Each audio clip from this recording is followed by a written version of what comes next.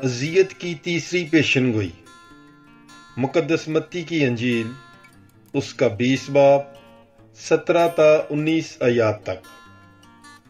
اور یسوع یروشلم کو جاتے ہوئے 12 شاگردوں کو الگ لے گیا اور راہ میں ان سے کہا، دیکھو ہم یروشلم کو جاتے ہیں اور ابن انسان سردار کہنوں اور فقیوں کے حوالے کیا جائے گا، اور وہ اس کے قتل کا حکم دیں گے اور اسے غیر قوموں کے حوالے کریں گے تاکہ وہ اسے ٹھٹھوں میں اڑائیں اور کوڑے ماریں اور صلیب پر چڑھائیں، اور وہ تیسرے دن جی اٹھے گا۔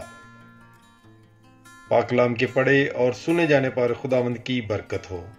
خدا کا شکر ہو۔ God bless you. Bible is life.